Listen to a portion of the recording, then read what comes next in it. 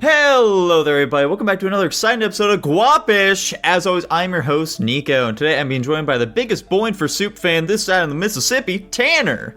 Dude, I'm living like it's 1984, and also, I want to move to Ohio. Ohio! Also today, being joined with us, is the man whose top song on Spotify Wrapped was Creep by Radiohead for the 5th year in a row. Neither of us claim it. It's you, Jax, it's you! Dude, you guys would be shocked to know that even though I've moved to Texas and lived here for like 2 months now, I'm not entirely into like rodeo and cowboy music. That's not what... Okay. This has nothing to do with Nico's intro. Nothing to fucking do with it. Okay. I'm completely disregarding that. Gotcha, okay. We're throwing that one out, and we're doing our own thing. What exactly do you think radio music, or rodeo music is? Now, the issue here is that I was thinking of cowboy, but I couldn't think of that word, so I said rodeo, you know. Or country, Country is probably the better option of all of those. Rodeo music. Also, our last guest today, he's so 2000 and late, it's Dylan. I think that's a Black Eyed Peas reference or something. It is! He got it. 1 bonus point to Dylan for today's episode, which is not a quiz. Instead, today we are going to be going through... Sick voice crack there, by the way. Awesome. Happy for me. Today's episode, as we've done for each of the past few years here now, we have yeah, we have... I'm falling apart today. This episode is gonna fucking suck, dude. Oh my god. We have been checking out each other's cute little Spotify Wraps, and this year is no different, but with one change, so it is slightly different. In addition to the top 5 songs from our various Wrapped sources, only one of us actually fucking uses Spotify, we will also be choosing just 5 extra songs that we wanted these fellers to listen to. So we got 10 songs in total from each of us, and we will be sure to link each of our fucking playlists down in the comments so that you all can listen to them too. Ain't that right, Tanner? Not comments, description. Ain't that right, Tanner?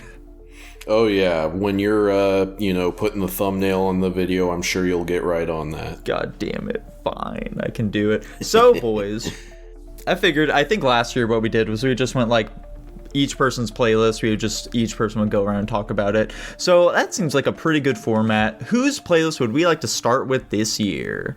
Guys, pause. If you, the audience member that's listening to us right now, wants to listen to more of our opinions on albums, you can go to guapish.com/albums. Check out the albums that we review. Maybe some of them would interest you. Maybe you've heard one and you want to know our thoughts on it. Or, of course, you can just look at our album reviews playlist. Anyways, let's start with... the only Nico's. one of us who actually cares to do any amount of self-promotion at all. Yeah. Let's start with me. Fuck it. Start with me. Whoa. I'll kick us off. Actually, Nico, how about you go ahead and tell us what all songs you had on your thing? Dude, that's a good idea. I will go ahead and do that right now. Pausing for dramatic effect, not for me to find it. So, my 10 songs that I had you guys listen to were Hope by NF. He's just the Christian Eminem, if you were not able to catch on to that. Laplace's Angel, Hurt People by Will Wood. Some Japanese shit by Some Japanese Shit, also with SP in their name. Tensei, featuring Kowai Kotori by Imperial Circus Dead Decade. I think there might be more to that name, but it cuts off there. Beneath the Brine by The Family Crest, Pinch Me by Young Friend, Beggin' by Madcon, Rivers is a Vampire by Bear Ghost, Bloomfield Avenue by Catch-22, and Hunting Soul by Toshiro. Dude, I'll kick us off on our thoughts on Nico's collection of songs. Overall thoughts, I think this is a solid list. I really like the variety. The standouts for me were that one Japanese song by something SP. It very much reminded me of a Naruto OP, and I liked how fun, bouncy, and energetic it was. And then Beggin', I appreciate throwing Beggin' in here just to give you one throwback song. It's something that really stands out against your other stuff, and also it is in fact just a bop, nice and groovy and whatever. Fun fact, I added that song onto my playlist because of the Iron Claw. That song was in Iron Claw, if you can believe it or not. That's very fun. Let's see. Did anything stand out negatively? Not really. The one I was most surprised you had in here was Tensei. I feel like this seems the least like your type of music, so that was kind of neat having in there. And then for Rivers is a Vampire by Bear Ghost, I just, my only note on this one is, it's nice that Nico's found another Will Wood band. What are you that's not Will Wood at all, dude. What are you're What are you talking crazy? about? You're fucking crazy if you're gonna say there's no similarity between these two. The instrumentals I could agree with Tanner on to some degree, but the vocals and the lyricism I wouldn't agree with. I think you're capping there, but whatever. Overall, I thought this was a good one. Probably one of my favorite wrapped collections of Nico's. Thank God. You have not been a big fan of the other one, so I'm glad that you enjoyed this one. I haven't. Yeah, speaking of liking Nico's raps, I'm pretty notorious. I think I basically voted for Nico's like every single year. I like this one too a lot. There's I think the big thing I look for in music is fun, varying instrumentals, and there is a lot of that in most of these tracks, I would say. Like the Rivers for a Vampire song, or the fucking Catch-22 song, or, Laplace's Angel, which I already like the Laplace's Angel song we reviewed on our album review podcast. It was part of the Will Wood album, and I enjoyed it there. It was the only song from that album I added to my playlist, so I still like it a lot. Pretty good spread, I would say. I basically liked every single album or song on this. I didn't give I'm rating everything out of a 5. I didn't give anything less than a 3. Funnily enough, 2 of the 3 songs that I gave a 3 were the 2 like random Japanese ones, the one with SP and Hunting Soul. I'm not crazy about those ones. I think they're fun, but they certainly didn't stand out as much as some of the other ones. That's shocking, dude. Tensei is a banger, of course. Big fan of Imperial Circus Dead Decadence. I do think it's interesting that you have that one on there. I get it. You like metal music if it doesn't have the fucking screaming vocals, and that's what Tensei is. It's an album closer, and a very good one, and I get it. Vegan's fun too. It definitely did not seem like your vibe, but it's a good song. It's interesting seeing that there. Beneath the Brine is another fucking sleeper one. I think my favorite song from you last year was Cold, Cold, Cold. Mm-hmm. And this is by the same band, right? Yeah, it is. Yeah, they're kind of fucking hype. I'm probably going to go. I should go and seek out more of their music because I've enjoyed both their songs a lot. I would be lying if I said that Beneath the Brine probably wasn't my favorite song of your options here this year. Hope is interesting too. It also does not seem like a you song, but I enjoyed it. I think it's fun. I like the ending of it. Dude, the ending is the thing that pisses me off most about that song. Like, when they're going through, like, the breakdown where it's, like, the 30 years of that stuff. Like, that's great. That's fucking phenomenal. I love that so much. But then, like, just the fucking way they cut it off right there. I hate it. I hate it so much. I'm with you. I'm not crazy about that, too, but the build-up is fun. Yeah. And I will say, I think Nico has the best variety of everybody this year, and it's not even close. And this is me included as well, of course. Pretty solid selection overall. I don't remember a crazy amount from, like, any of your guys' albums, if I'm gonna be completely honest. I can probably just say what songs I added to my playlist, which is unsurprising because I like music. Let me see if I can recall the best I can. NF I've always been a big fan of, so I was actually shocked that was even on your list.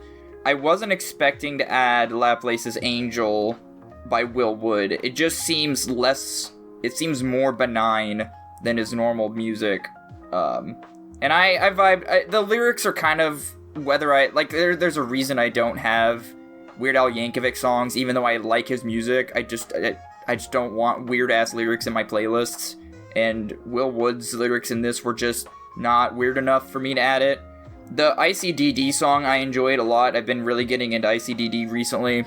I think my only conclusion with that one is I feel like it's part of it's the screaming. It sounds a lot like Dragon Force, and I know Nico likes Dragon Force a pretty decent bit, probably more than me.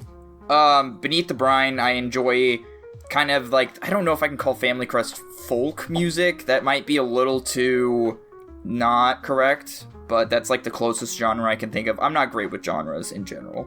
That's okay. Most of them are bullshit. These are all songs I've added to my playlist, by the way. Was Chandelier 13 yours, Nico? No, it's Jackson's. No. Okay. Pinch Me, I can't. I think that was kind of more like the... It's not punk rock, but it's definitely rock-esque. Bacon is just a rendition of Bacon by Mainskin, or Mainkin, however the hell you say them. It's not actually. It's from fucking, who is it? It's not Ricky Wait, is it Ricky Valley? It's a pretty old song. It's from, like, the 40s. Well, they both either remade way, you see what I'm trying to say here. Yeah. But yeah, those are all what I added. I can definitely say, and this will just be as a preface for everything going forward, music says a lot about people, and regardless of how we think a song fits person, like Jackson was like surprised some of these songs were in Nico's playlist, I can definitely still see Nico's like personality in this playlist. Like, even though I wasn't expecting Hope by NF or ICDD in his playlist, I can definitely see why he's into it and like why it like fits in his playlist. But yeah, that's... Wait, Dylan, which one did you say reminded you of Dragon Force? What is it, Tensei by ICDD? Yeah, he said Tensei. Yeah. That's kind of funny because I did call one of Nico's songs Japanese Dragon Force, but for me it was Hunting Soul by Toshiro. Okay. I was on the verge, if I'm remembering correctly, I was on the verge of adding that one. I wish I remember, like, there were specific reasons. Most of the time, the reason I won't add songs is if they're too samey or repetitive, or just like maybe the tempo's not quite right, or the tempo doesn't fit the instrumentals for my preference. A lot of it, with some of these songs this year, a lot of it has to do with just a wall of sound, and there's nothing against that, but when it's a samey wall of sound, it's just annoying. So, that's all I got for Nico's playlist, though. Very, very good. I think that's, 6? 2, 3, 4, 5... Yeah, 6 songs from Nico's playlist, so that puts him at number 2 for most liked playlist for me this year. Not bad. Not too shabby at all. Do we want to do Jackson next? Yeah, we can go to Jackson next. Why not? Fantastic. Jackson, what is your song list? I've got some bangers here. Unsurprisingly, to people that have watched our album reviews, I was obsessed with Rivers of Nile, specifically their Where Owls Know My Name album, and 3 of my 5 in my top 5 were from them. It would have been even more, thank God we didn't do just our straight top 10 this year, because it would have been like their entire fucking album. I'm not even joking. But I was able to limit myself to only 3 of their songs. Bless our souls here. The first one was The Silent Life by Rivers of Nile. Next one was Sun by Yorushika. Next one was Hoshino Keita Yoroni by Aimer, specifically the remaster for 2022 as part of the Hoshino Keita Yoroni album. There's 2 versions of it. The Reed version, it's not that one, for those who know. Then we're going back to Rivers of Nile with Where Owls Know My Name and A Home from the same album. Next up we have Crop Killer by Sludge. Then we have Libera Part 1, Saturine Spheres from Nabel of Scaris. Then we have Kawazu Hime from Diaoyuzong. And next we have Fall in the Dark from Shibuyan Records. And lastly, we have Chandelier 13 from Ring. Dude, I'll kick us off. Okay. Obviously, as a fellow member of Guapish at the Disco, I've heard a decent number of these songs already, so I don't need to go too deep into my thoughts on all that. The Rivers of Nile song are still really good. Let's see. My overall thoughts. I thought this play was alright. Strictly speaking, I don't dislike any of it. But it also didn't grab me a whole ton. Part of it is just because I have already listened to and reviewed a lot of these songs, obviously, so take that with a grain of salt. And also, these songs are too fucking long. Jesus Christ. My average is like it's like 6.5 minutes or something. It's ridiculous. Fall in the Dark by Shibuyan Records. I appreciate that it's like the most unique sounding song of the playlist, but also it is 9 minutes long. And it earns Holy every Christ. second of that. I don't think it really does. That song's a fucking bop. It's like, I don't know what it's from. Obviously, it feels like pause menu music from one of your gacha games. It's from a It's Party not part Hard. of the game. It's just a song. Interesting. Yeah, I wouldn't say any of these stood out positively, and then the ones that stood out negatively are, Fall in the Dark, because it's too long, and Sun by Yoshika. It's a fine song, but obviously, given that it's clearly meant to be, like, an emotional, lyric-driven song, the language barrier severely hampers my ability to even appreciate it, which isn't, I guess, a fault of the song, but, what the fuck am I gonna do about that? You could look up the lyrics and read them. Ugh. Overall, I'd say this was a pretty middle-of-the-pack album for me this year. Or playlist, whatever the fuck we want to call this. Fantastic. Well, I'll go ahead and go next. So, when I was going through you guys' song, I made sure to write down a little something for each song, even if it's fairly short. So for Jackson here, the Rivers of Nihil, is it Nihil? Nihil? Nile. That's short for nihilism, obviously. Okay, fantastic. The Rivers of Nile. So obviously, I'm an avid, active listener of Guapish at the Disco. I try and listen to the albums that you guys are also reviewing, just so I can, so I can compare and contrast my own thoughts with you guys. And so, my thoughts on the Rivers of Nile songs are largely going to be the same. I'm not a huge fan of the type of metal you guys are into because, just the vocals are not clean enough for me. The growling is fucking obnoxious and too distracting. But that said, it's not too bad in any of these songs, fortunately. It's still, kind of a detractor for me, but isn't bad enough to make me, want to fucking skip any of them. The instrumentals in the fucking first song here, The Silent Life, are pretty fucking badass. I'm especially a big fan of the sax, and that song just goes fucking crazy with it. Then for Sun, I'm the same as Tanner, basically. It's a very nice and pretty sounding song. As I talked about previously, though, same with Tanner. It's a seemingly a more emotional song, and I don't speak Japanese, so it's tough. But it's good, easy listening at the very least. It just doesn't do much memorable for me. Whatever the fuck this Japanese song is after that, I like it more than the previous one, Sun. It is just... Sun felt a bit too samey for me throughout it, whereas, this one, at least there's, a pretty decent progression with the chorus and everything, which I was a big fan of. I liked that. Where Owls Know My Name. Basically the same as Silent Life. However, I will say, saxophone, it still kicks ass. Big fan of it. Home. The instrumentals for that one were really cool. They were super dope. But the vocals were a lot worse than the previous Rivers of Nihil songs. And it was far too abrasive for me. I was not into it at all.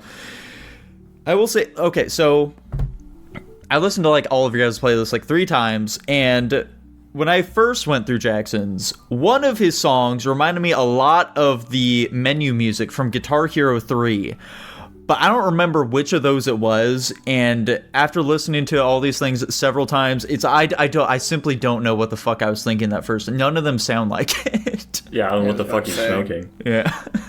Crop Killer has a much more psychedelic vibe than the previous ones, which I appreciate. It also has kind of a video gamey feel to it, which I dig. But the vocals are just kind of holding it back still.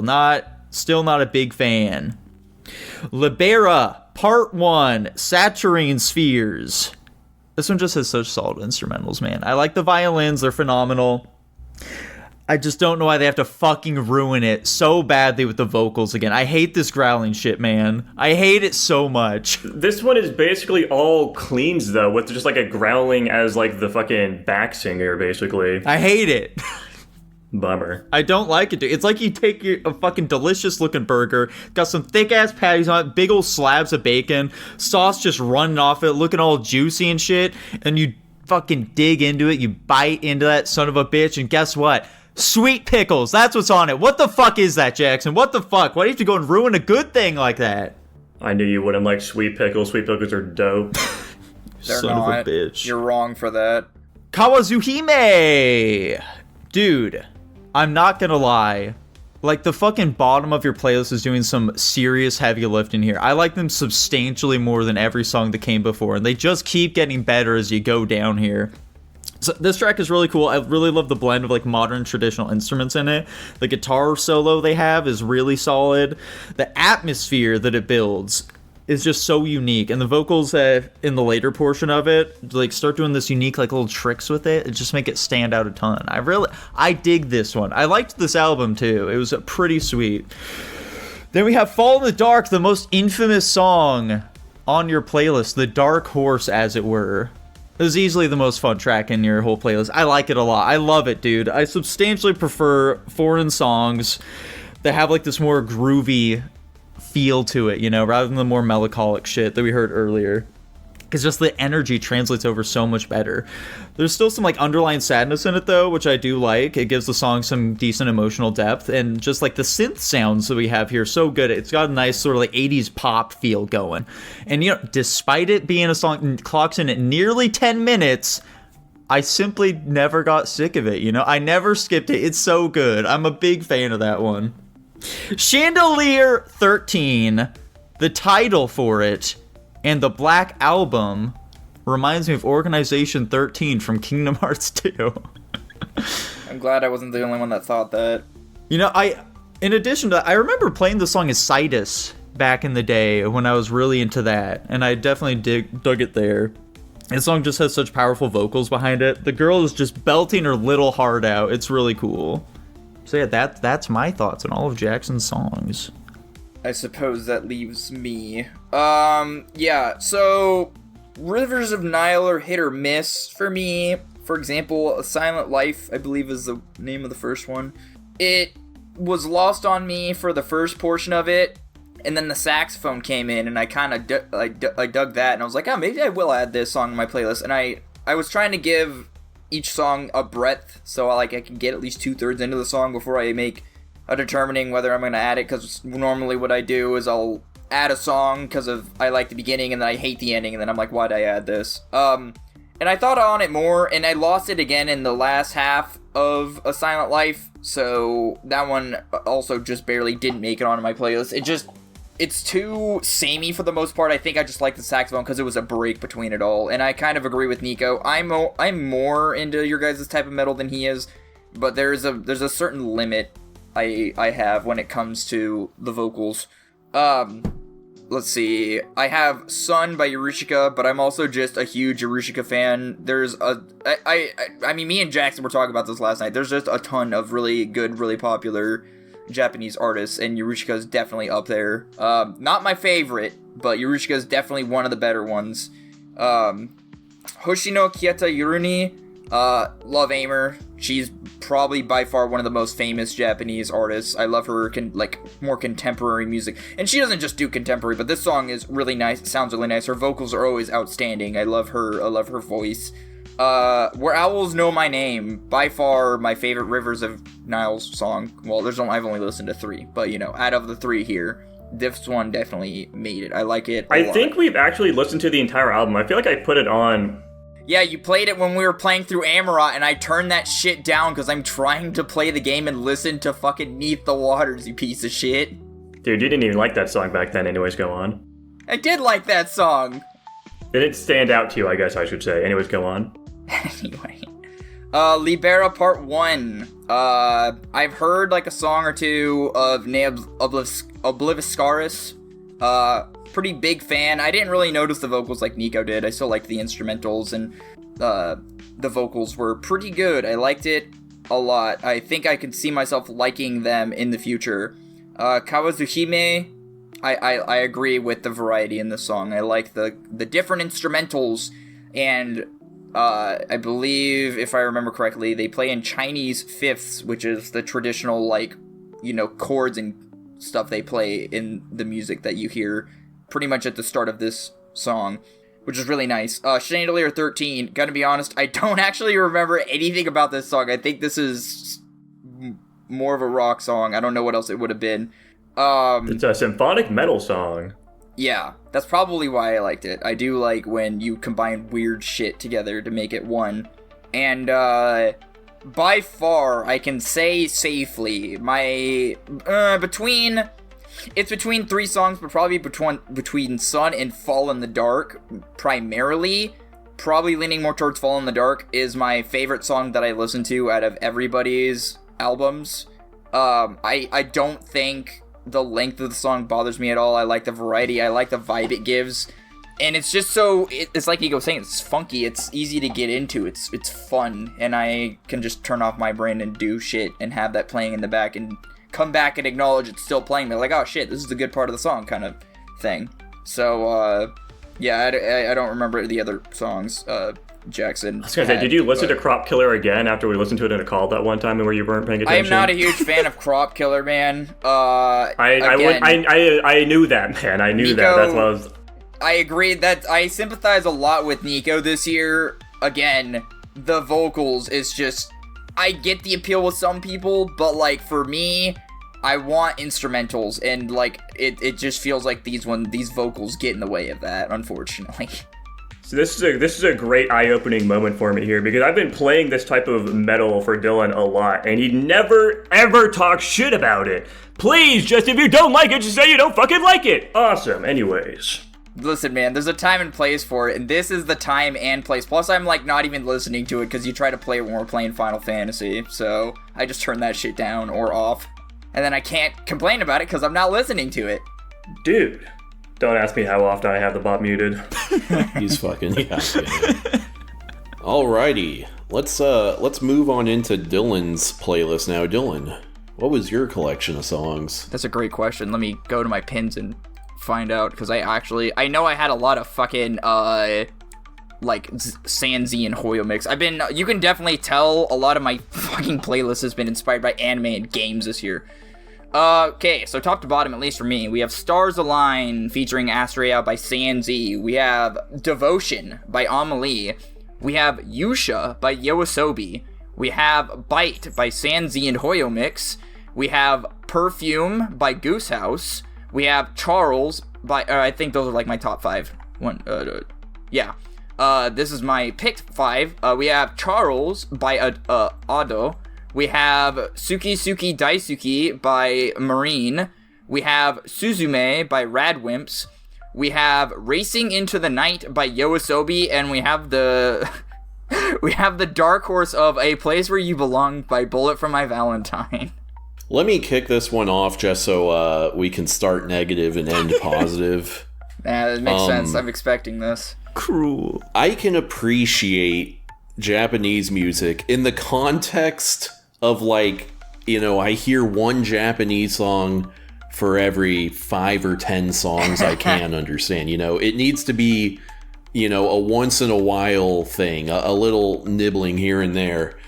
When I am listening to 9 Japanese pop songs in a row, dude, it just, like, I just zone out. I can't pay attention. I'm There's just only... sitting here shifting around in my seat. Most of them are in English, though. There's only 7. No, well, 3 of them are in English. What do you mean most?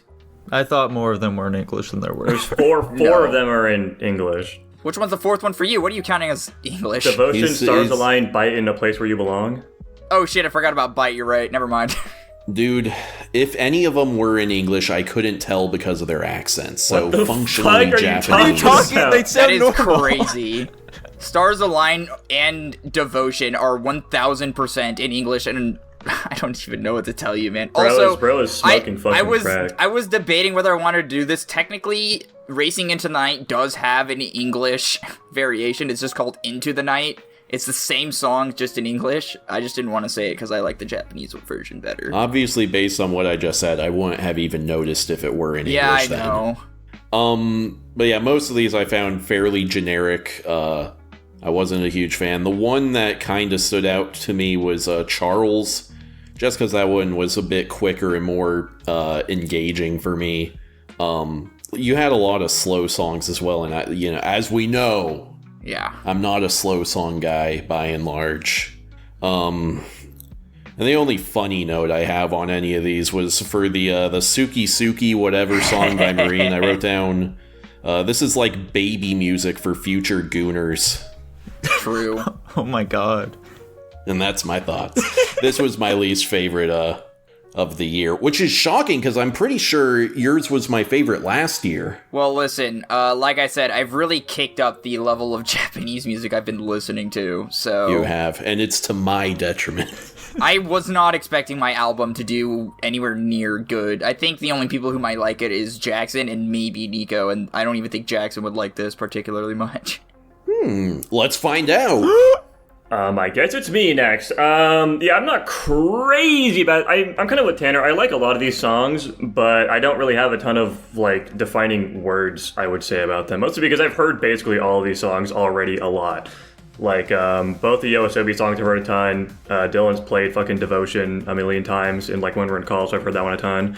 The Suzume song I like a lot. I watched the movie myself. I watched it in theaters myself. Movie's great. Song's great. Big fan. Charles is fantastic. I love Otto. She's fucking sweet. Perfume's fun as well. I'm not crazy about Perfume, but you know, it's fun. Both the Hoyo Mix songs are alright. I definitely like Stars Align more than Bite, I would say. Stars Align feels like more of a fleshed out song to me, I would say.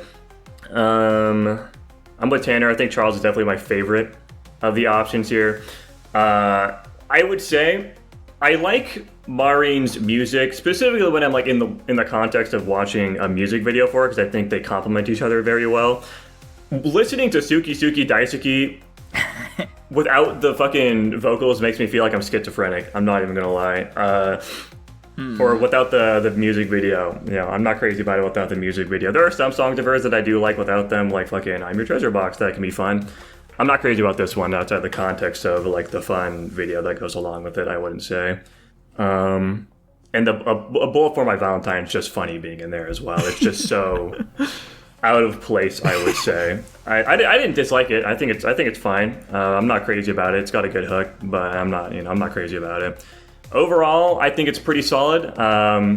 There is two people's playlists that I was positive about, and one person's playlist I was kind of mid on, and this fits into the positive side of that equation, I suppose. Nico, finish us off here. Alrighty, so I gotta say, two of your guys' playlists surprised me quite a bit, and not in a bad way either. Dylan, I was fully expecting this to be like nothing but J-pop, but you know, it wasn't. It certainly wasn't. So it Stars Align. This one kind of feels like a Hillary Duff song. It just feels like it comes from that same era as like Come Clean does. It wasn't too shabby at all. I'm not a big fan of them fading it out at the end. Oftentimes I don't have like that big of an issue with it, but it certainly for me comes off as a bit lazy for this one. But overall, it was a fine enough song, you know. Devotion. Now Tanner, correct me if I'm wrong. You probably don't remember the song well whatsoever, but to me at the very least, this song kind of sounded like a Christian punk song. I don't know if I can join you on that one, buddy. Bummer. However, my girlfriend said that she quite liked that one, so you get a thumbs up there. Did you listen to all of the songs with your girlfriend? No, only that one. Okay. She just walked into the room while I was listening to it. I want to know your girlfriend's thoughts on Crop Killer right now. God damn it. I'll have her go listen to it real quick here. A Japanese name I don't know, but it's from Frieren. I love Frieren! I will say, though, I also haven't actually seen Frieren. This song seems like a bit weird to be used for that show. Like, this is like the main theme, right? Yeah, Jackson says the same thing. It's the first opener. Yeah, it's weird to use this for a fantasy show. I'm not really sure, like, the electro synth really works for a medieval time period. I fuck with it, I don't know. I almost added the season 2 fucking intro, but I had too many songs. I will say that I am a simple man. I just can't get enough of choirs, and I gotta say, this song definitely uses some good-ass choirs to make shit feel very grandiose. The song does feel pretty dynamic, and it mixes things up pretty well between like the softer and slower sections and like the big sort of energetic ones, and it gives it a nice flow. I dug it. Bite. Dude, these fucking Hoyo songs, they all just have this like early 2000s stank on them that I have a lot of nostalgia for, so it's not bad. They all just seem like the sort of thing that like I'd hear on the radio a lot when I'd go on like a family trip or something, you know? It has a cool guitar solo in it too. Perfume! This is the type of song Jackson would like if he had more soul. That's my only note for that one. I did like it though. Yeah, but you know, if you were a bit more black, Jackson, I feel like you'd be more into it. Charles, Yeah, this one sounds like it was unanimously the favorite from your playlist. This one, it was certainly mine as well. This song kicked ass. It's definitely the most musically interesting. It's a very funky bass line, and the bass and drums are just like going fucking crazy throughout it. Also, the vocals are just so melodic and energetic. I love them too. And despite not speaking the language, the lyrics still feel very catchy. This one was an absolute banger. Definitely liked this song a lot. Suki Suki, this is what I expected all of your songs to be. God damn it, man. You gotta have more faith in me than that. I was not big into that one. Suzume! It reminds me a lot of the Nier games. And by a lot, I mean a little bit. It kind of reminds me of the Nier games, especially like the last portion of the song. And if you know anything about Nier music, that is very high praise. The sound, those keys for those games fucking kick ass. The instruments that they use here kind of give like a more ancient feel, makes it feel very unique, and I just wish they utilized the choir more in this one. Then we have another Japanese name. I don't know what that says. It's some good J-pop. A place where you belong. It's weird that they start the song with, like, screaming, but it doesn't happen in the rest of the song, but I appreciate it at the very least. It isn't bad at all. I've just heard, like, way too many songs exactly like this one. It doesn't really do enough to stand out for me. Damn, that's the only reason I picked it. To be honest, I wanted to put an insert for Devotion and Amelie. There's a line in it that goes, well, it's part of the chorus, so, oh, fuck, I'm forgetting. Never mind. Go on, Tanner. I forgot it already. This sucks. Fantastic, and that's everyone's thoughts on Dylan's album. I guess we'll kick off our hater arc now. I'm going to tell you guys what my songs are. And let it just be said, metalheads are the most oppressed group of music enjoyers, and I'm here to stand up for you guys. As they should be, though. Yikes. So, on Tanner's top songs of 2025, we have Slaughter of the Soul by At the Gates, Dragon Rider by Holkoff, Ebor and Io by Holkoff, The Rocky Road to Dublin from Sinners the Movie, Hildsvin by Holkoff, Zombies Ate My Pirate Ship by Ailstorm, Men of Harlech from the Zulu movie, Jorvik by Holkoff, Ulfhednar by Holkoff, and The Rainbow Connection from the Muppets movie. Okay, I'm gonna do the thing that Tanner did, and I'm gonna go with, well, it could really be between me and Nico, but I'm gonna go first anyway. Okay. Yeah, I only added one song to my playlist from your entire album, and that was Muppet Rocky song? Road. No, it was Rocky Road to Dublin. Yeah, I mean, listen, the Rainbow Song by the Muppets, that again has to go to the criteria of like, are the lyrics fucking not weird enough to be? I qualify a song as a song when the lyrics aren't meant to be a joke, or funny, or whatever. I was really hoping I'd like the Ailstorm song, because I've heard plenty of their songs before, and I think that one just barely missed, and I think Dragon Rider also just barely missed getting added, but like, and this is why I prefaced this earlier, unfortunately with Tanner's music, it's just walls of sound, and it's samey, and like, dude, I like I said, I can fuck with walls of sound when there's a lot of moving parts. Like, you get different instrumentals, but when it's just guitar, bass, and drums, and everybody's just... It just sounds like everybody's making noise. It's so hard to get around it, and I thought I could get into metal. I like to pride myself in liking multiple genres of music, but, like, I just can't break into this specific genre of metal, unfortunately. And I'm not even gonna lie, out of everybody's album that I listened to, I had contemplated skipping a few of your songs, but I knew I had to listen to them so I could be, just and, like, valid when giving my review. So, I'm just trying to be honest. I'm not trying to put anything down, it's just not my vibe, man, I'm sorry. You guys both hated each other's album. It's beautiful. The only reason I liked Rocky Road to Dublin is because it reminded me of, like, Irish pub songs, and I really fuck with Irish pub songs. But yeah. It is, in fact, a classic Irish pub song. Yeah, I think they're great. I love quartets, man. They're awesome. This isn't a quartet song, really, but you know what I'm saying. All right. Nico. Yeah, I was about Let's to say. continue this negative gravy train. All right, so Tanner, first up here we had Slaughter of the Soul. This is a bad song. I don't like it at all. It's terrible. It's what I feared the entire playlist would be. And guess what, dude? I was proven wrong. Actually, the rest of the songs are pretty tame from there. I wasn't, I was happily surprised after that one. So Dragon... That's kind of funny because Slaughter of the Soul is by far the most popular song on my playlist. And it's the worst one. What does that say about you metalheads? You fucking freaks. Dragon Rider. I was very shocked by the vocals not wanting me to drive an ice pick through my ears. It was a fun song, great energy to it. The gruffness of the voice certainly does add to it. I just wish it was like a bit more intelligible throughout the song.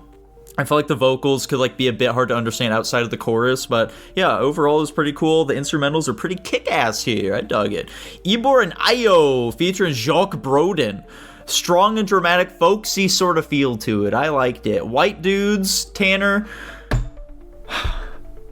Let me clarify something here real quick here. Are you like pretty into Vikings? Yeah, I'm very into Viking metal. I'm not like one of these guys that like is doing deep research into like the Viking lifestyle or anything, but I enjoy God of War Ragnarok or whatever the fuck. Okay. I haven't played that one, but I played the reboot. That's fair enough then.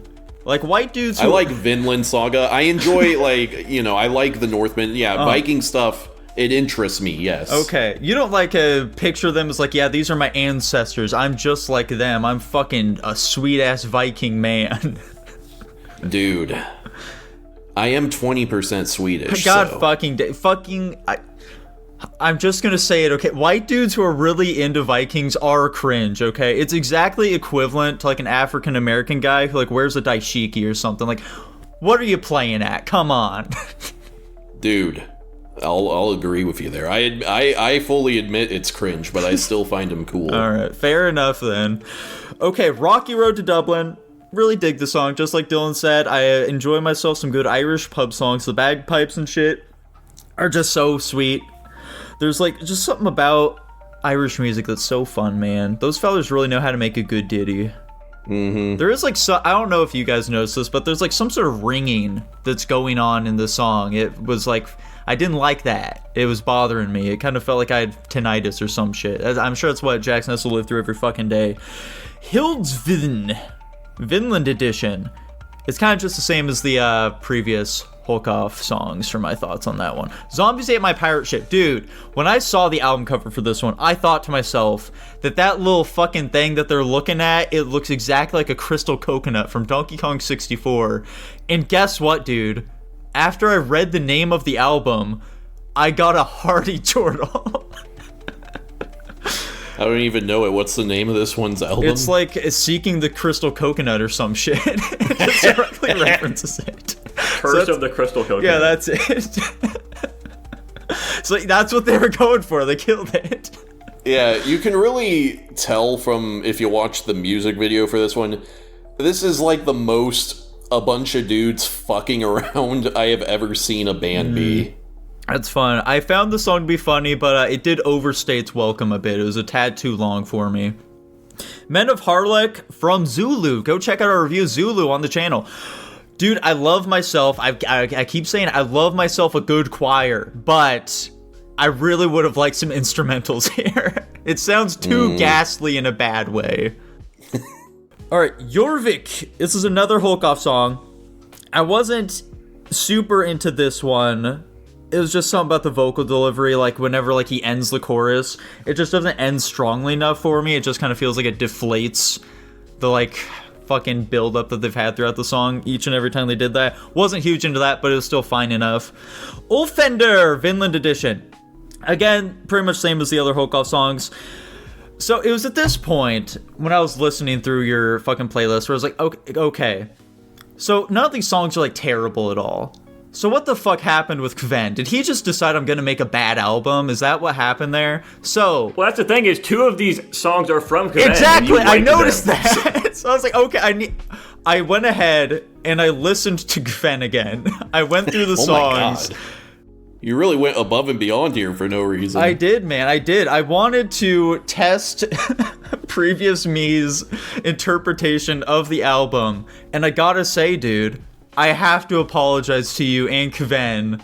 It's not anywhere near as bad as I recall it being. It's fine, in fact. It's just fine, dude.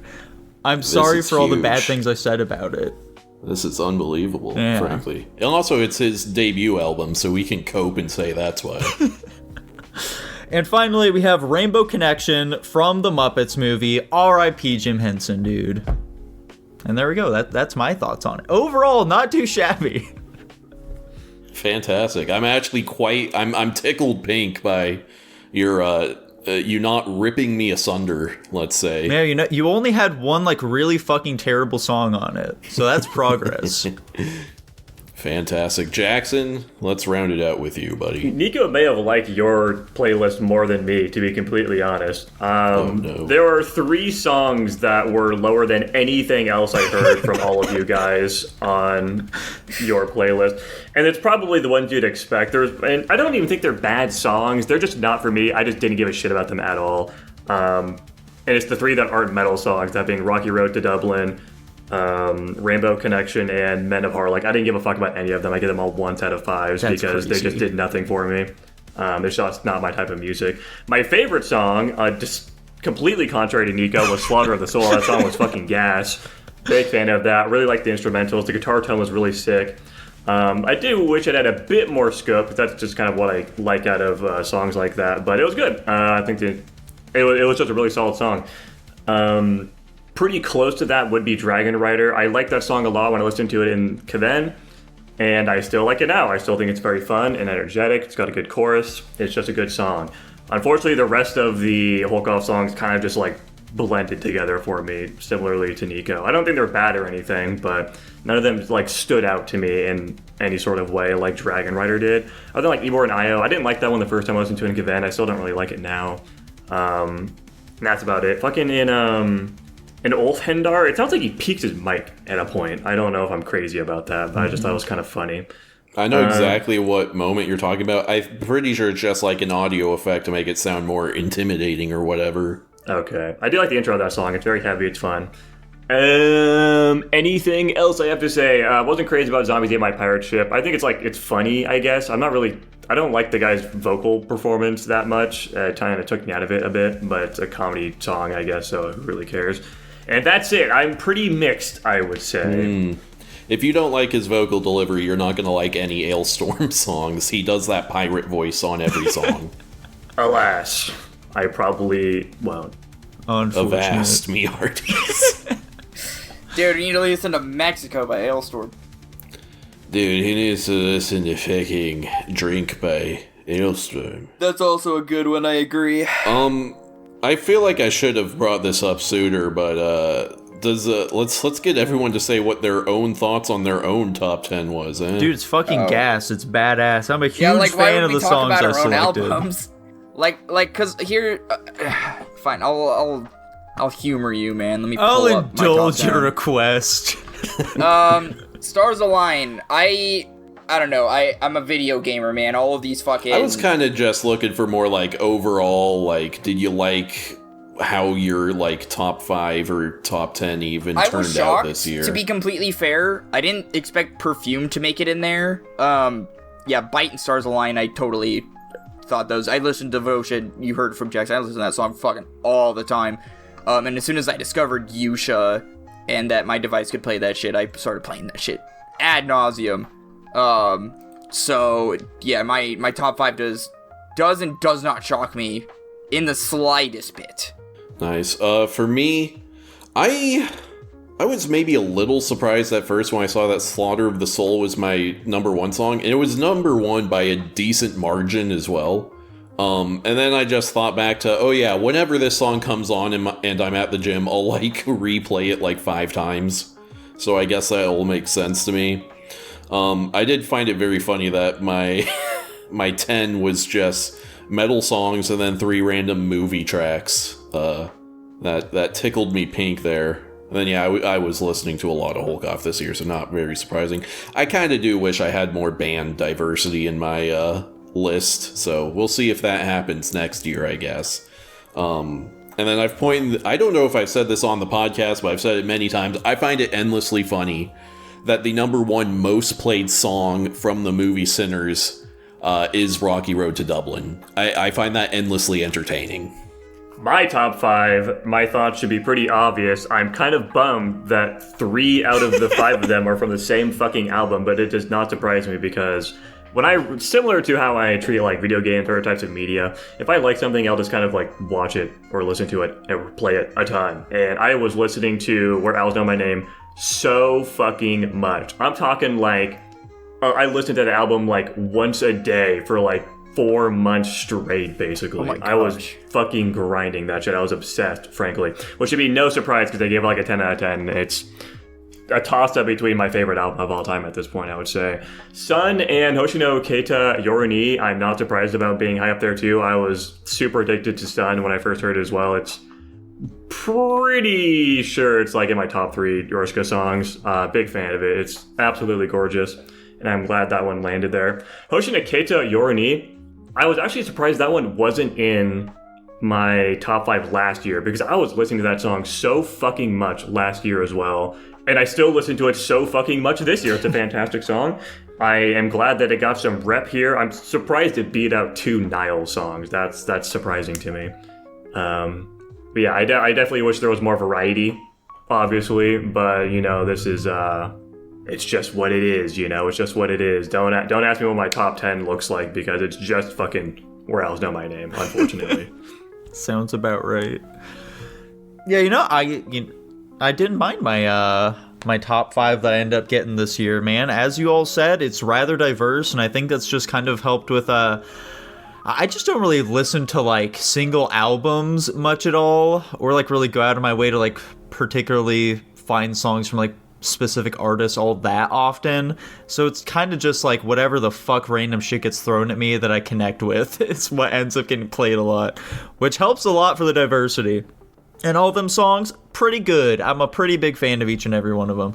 So, with that, guys, with that out of the way, are we going to be giving our favorite albums from each person here? I guess let's start out with who's our least favorite album from out of each of us. Least favorite? I think me and Tanner have a pretty obvious given here. I think we both equally hate our albums the same.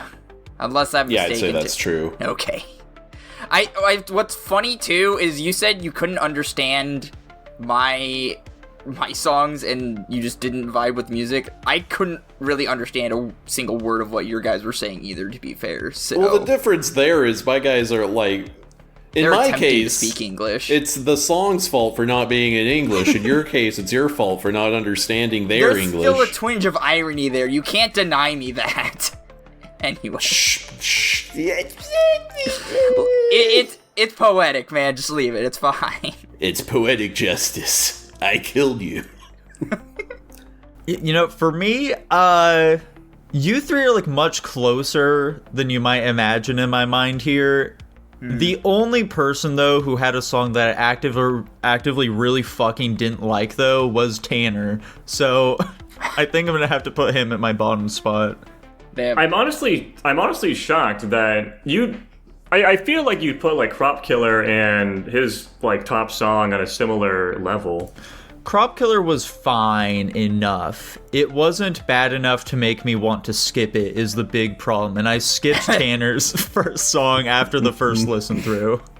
That's so interesting to me because that song, from my perspective, would have absolutely obnoxious vocal performances, and it's like 7 minutes long. But you know, that's another dub for Sludge. Let's fucking go. Unsurprisingly, given what I was talking about, Tanner's was largely my least favorite. I was kind of mixed on a lot of his songs, like I said, but there was just those 3 that I didn't give a single fuck about, and they lowered his average a lot for me. Fair enough. My favorite was Nico's, and it's largely because of variety. Yay. My favorite is really... It's a tough toss-up here, you know? Dylan's, much like last year, it's like most of them were very inoffensive, and there was one like really big standout song that I liked a ton. Jackson's, I didn't like as much. they were kind of whatever, but then like 3 really solid songs at the end. It could really go either way. Let me flip a coin here. There we Nico, go. I'm curious while you're contemplating that. You've always talked a lot of shit about Tanner's taste in metal, and you've talked at least more positively about mine, but it seems like you flip-flopped on your opinion of Kven. Has that changed that at all? It has a little bit, I have to say. You know, my opinion on Kven, Tanner, they're all right by me. How dramatically is this change? Like, I don't remember what drastic. you... I fucking you gave hated Kven the first time I listened to it. I would have given like a 2 out of 10. Yeah. And how far up did you bump it? I could see myself giving it like a 5. Holy cow, that's huge. Yeah. Pretty big change. I don't know what happened, man. The vocals just didn't bother me as much this time. Dude, you discovered your own inner Viking. Yeah. You're gonna be one of those guys that gets rune tattoos in a couple of years. Oh, yeah. Alright, let's see here. Jackson and Dylan, heads or tails? Heads. I guess I'm Fantastic. choosing tails. Congratulations to Jackson. You are my favorite playlist this year. Let's go. Even though you didn't like fucking half of them, we take these dubskis, boys. The last 3 were really good, though. I'm just gonna take that as a win because he had to flip a coin to choose between us, and that doesn't mean I lose. That just means You were chose unlucky. you. Yeah. There you go. I think it'd be wrong for me to say that Jackson's wasn't my favorite, mainly just because I did add 7 songs from his album to my playlist. That is empirical data right there. I mean, the other thing too is that Jackson is almost constantly. I mean, I'm not saying you're not either, but you send me some weird shit. Jackson sends me music on a pretty consistent basis, just based on what he knows I listen to, because Jackson's really good at searching out music. And I pretty consistently like the music he throws at me. Obviously, the Rivers of Nile are kind of hit or miss. But like I said, Yarushika and all that shit, Aimer, there's some ones in there that aren't entirely metal that I vibe with. And it's like Nico was saying, the Yarushika and all that shit, the bottom half of it, that's doing a lot of carrying, and I already liked it a ton. So that's easy as, I suppose. Yeah, my favorite is... I rated all my songs 1 to 5, so I just have data on it.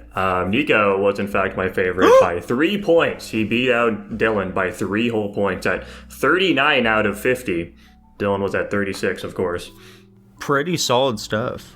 He just had a lot of variety. He didn't have any stinkers at all, really. I basically liked or was kind of indifferent to everything there, and he had some good fucking songs. I would like to posit something for the peanut gallery here, something I've been thinking on for this segment that we do, and that's where we introduce like an artist or something to each of us that may either be unfamiliar or just we don't know about at all, to see like what we think matches their music the most, and to just see if it pops up on their playlist the following year. I think that could be fun. What do you guys think of that? Sure, why not? I mean, if they want to try that, sure. I just don't think I have, I don't know enough Japanese artists to, It doesn't have to be Japanese. I'm just in my Japanese arc right now. Like, for example, I have 2... to be honest, Tanner, you're the one that, spurred this idea on. I immediately have one for you. I kind of have one for Jackson. I'm not entirely sure what to recommend Nico, because pretty much everything he listens to, I also listen to. So it's hard to recommend him something that he doesn't know. So I might have to get back to you on that one at a later time, Nico. Sounds good. Oh, you're saying, so introduce it now, and then hypothetically we check it out, and maybe we like it enough, and we'll see if it ends up on our next list? Yeah, the challenge is to recommend them, an artist, and see if, they like it enough it pops up in their top 5 or something next year, or their top 10. That makes a lot more sense. Yeah.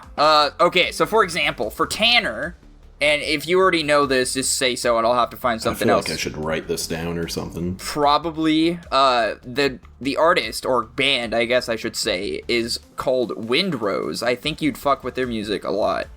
Dude, Do you listen to I Windrose am already? kind of familiar with them. I've heard the song Diggy Diggy Hole by them, but that's about it. That's by They them? have a lot more than that. Yeah, that's Windrose. Well, they made, like, the final escalation of covers of that song. No way. Jackson, for you, I think you are familiar with them, I'm not sure, but for you I have Glitch Mob. Maybe I know a song by them, but that name does not ring any bells. Sick. Yeah, yours is gonna be Glitch Mob. I feel like I had one in mind for Nico, and it's like somewhere in the Mumford & Sons like vibe, but I can't remember what I had. I'll have to stumble upon it when listening to my music again. Sounds that may be Gucci. impossible. Obviously I threw this on you guys, so I don't expect this from you now. We can get back to... So, to Dylan... Oh, man, I don't know if I want to... Can I do the same one? Because I feel like Dylan and Jackson could potentially fuck with this. Go for it. Why not? Sure, why not? Sure, let me make sure I You know how think this they is both even like spelled. it? Are either of you guys familiar with Falcone? Isn't that the guy from No, Batman? I can't say. That's what, that's what I was just thinking. I'm gonna spell it out in the chat here. I was gonna say. I'm not even gonna tell you what kind of music he does, because it's pretty self-evident once you actually click on some of his stuff. I think there's a very good chance you guys would fuck with his stuff. Okay. And then for Nico, I need to come up with something Nico would like. An impossible task, I know. A truly impossible task. Yeah. I feel like you almost certainly have heard these guys, but We As Human? We Is Human. No, We As Human. Oh, We As Human. The name doesn't ring a bell. Maybe if I look up some of their songs, though, I'll be able to come up with something here. Okay. And if you are already listening to their stuff, I think you'd really be into this guy called Michael Jackson. Yeah. You know, maybe I'll have to look into him. He might just be There pretty we go. That's sweet. my recommendations. Alright, I suppose I'll go next here. For Tanner here, are you familiar with The Funeral Portrait? No, I haven't heard of that one. Check him out, dude. Give him a little listen. Maybe you'll be into him. Or maybe you'll fucking hate him. Who knows? Dylan, do you know the artist Ali? I don't know how this is pronounced. It's Ali, capitalized. Does not sound familiar. Fantastic. That's for you then. Give him a little yeah. listen. Jackson, do you know Diao Yizhong? Dude, yes, I am familiar with Diao Yuzhong. I had a feeling you might be.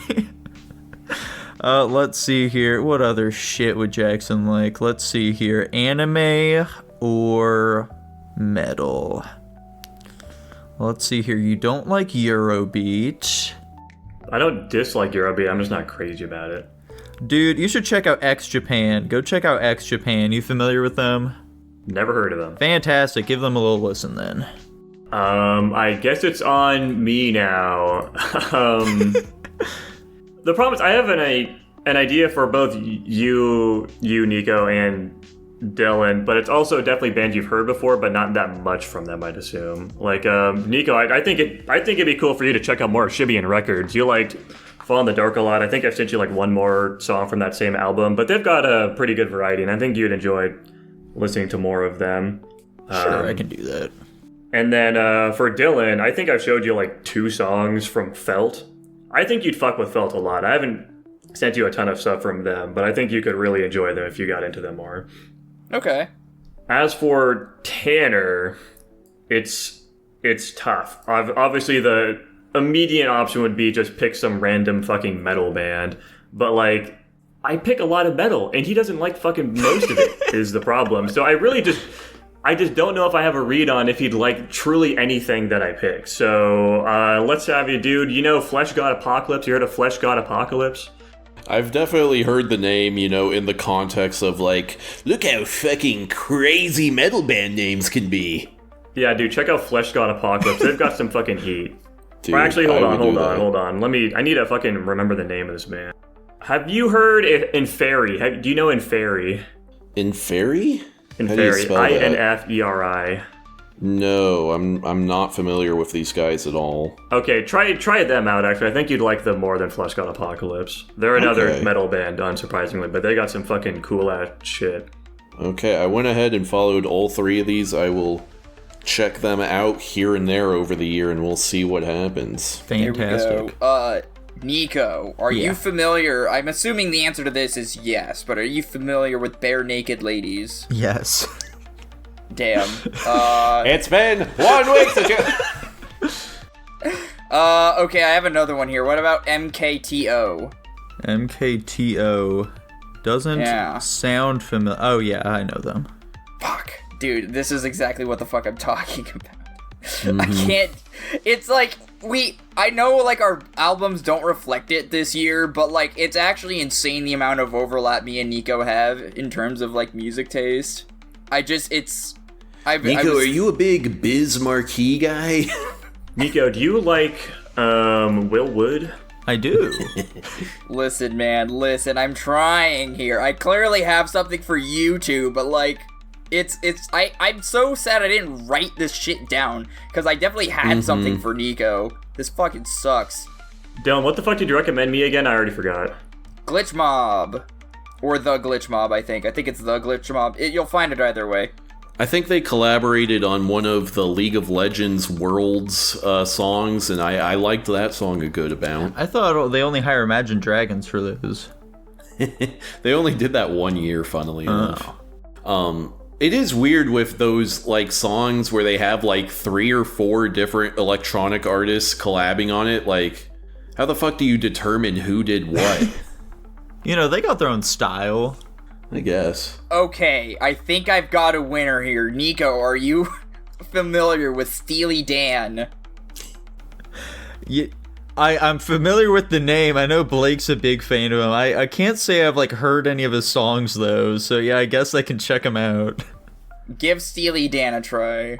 I would so love if Nico became a huge Steely Dan guy. I know, like, one song by them. Nico becoming a big Steely Dan guy would be like me becoming a big Hawaiian shirt guy, you know what I mean? In fairness, I can absolutely see you becoming a big Hawaiian shirt guy.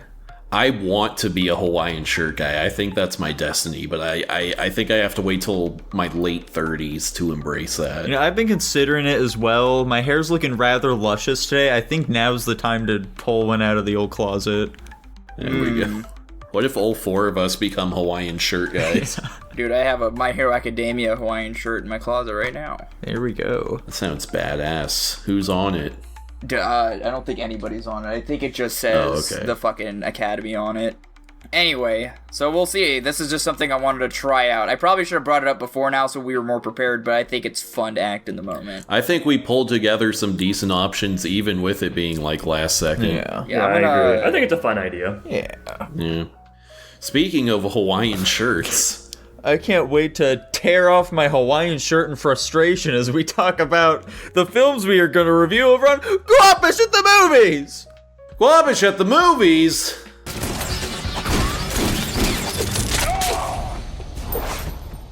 Jackson, what did we watch this week?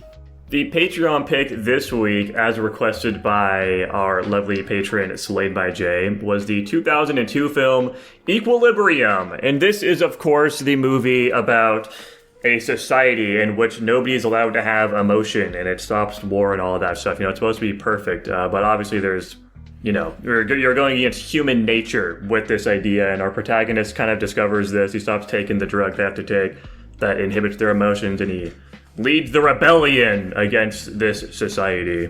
Tanner, what's your fun fact? Oh. I totally missed that you were just describing the plot. I'm fucking retarded, dude. God. What happened? Jesus Christ.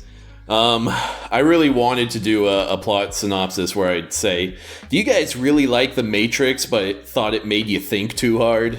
Equilibrium. Valid, man. Fun fact. So there are 2 different actresses that play the guy's wife. And this is because when they were filming some of the flashback scenes, they couldn't find the original actress and had to just hire someone else to do it. That's fuck very you mean funny. You couldn't find the original actress. That's all they said. They couldn't find her. She disappeared. She disappeared or something. Who knows? I tried looking it up. I don't think she was, like, murdered or kidnapped or anything, so who knows what happened. Very funny. Like that fun fact. Alright. I don't know where I'm putting this. This is a toughie, kinda. Because, you know, the Matrix comparisons are pretty apt. Mm-hmm. In some ways, I liked it more than the Matrix. And in others, I definitely didn't. Right. And at the same time, I feel like I, at present, have the Matrix a tad too high. So I'll give this a B- for now. Solid. I'm also at a B-. Wow. Dude, I'm also at a B-. What the fuck? Damn. I'm at a B+. Not even that far off, to be honest. I'm fucking shocked that the three of us are at the same rank, frankly. As I had said in the chat, but I'll bring it up here for the audience's sake.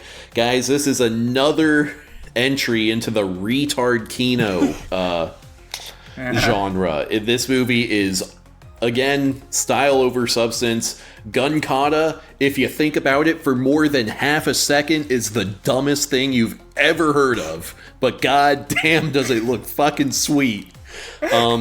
The action scenes are very entertaining and all very stupid, and the world building, stylistically, pretty cool. Pretty fun to look at. The second that you think about how any of this works, it falls apart completely. How the fuck would anything happen if you eliminate emotion? How do you make a choice between two different things without having emotions involved? None of it makes any sense. But as long as you completely ignore that, it's a pretty fun movie. You know, it's really funny that you mention that, because my default to movies is turning my brain off, and I didn't even really think about any of what you just said until you just said it. Okay, that's kind of wrong. I remember saying at one point, how does this society thrive? Because love is an emotion, and how are you supposed to carry on a population if you don't get people who actually... I suppose you could have, like, procreational laws or something, I guess. I wouldn't be far off base of this kind of movie, but, like, it's just so fucking weird, and I just decided to stop thinking about it. Yeah. But yeah, this... like, again, the question immediately becomes, why does anyone do any of the things they do? Yeah. Like, motivation to do things is, in most cases, I would say, rooted in some kind of emotion. Like, you say, I'm gonna do this, so I accomplish this, and accomplishing that will make me happy, or something like that. With, like, so if you remove the emotions that exist at the baseline of any decision you ever make, why would you do anything ever? Yeah, there's no motivation to accomplish anything. I agree, though. This movie fucking farms aura with its choreography.